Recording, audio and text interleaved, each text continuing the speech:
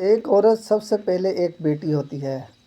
ایک بیٹی کا خواب ہوتا ہے کہ اس کے ماں باپ سلامت رہیں، ساتھ اسے اس کے باپ جیسا ہمسفر ملے۔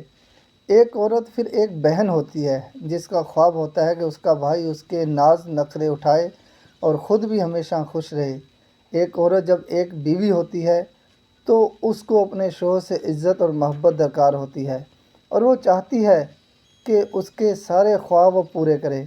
ایک عورت پھر جب وہ بہو بنتی ہے تو چاہتی ہے کہ اس کے سسرالی اس کو اپنے گھر کا فرد سمجھیں، سسر باپ، ساس ماں، دیور بھائی اور نند بہن بن کر رہے اور اس کی عزت کرے۔ پھر بعد میں ایک عورت جب ماں بنتی ہے تو اس کے کوئی خواب نہیں ہوتے، کیونکہ اس کے تمام تر خواہشات، خواب، حسرتیں، چاہتیں سب کچھ اپنی اولاد سے منسوب ہو جاتی ہیں۔ پھر وہ بس ایک ماں بن جاتی ہے جس میں ممتا کے علاوہ کچھ نہیں ہوتا۔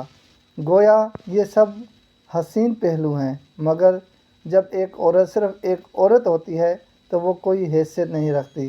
اس کی عزت صرف اخلاقی طور پر اتنی ہی ہوتی ہے جتنی گوئی راہ چلتے ہوئے آدمی کی کرتا ہے کہ سلام پر سلام اور گالی پر دھتکاریا۔ عورت ہے جو ہر پہلو پر الگ الگ خواب کے ساتھ اعلیٰ سے اعلیٰ مقام بھی رکھتی ہے اور اس کے خواب ممکنہ طور پر پورے بھی ہوتے ہیں۔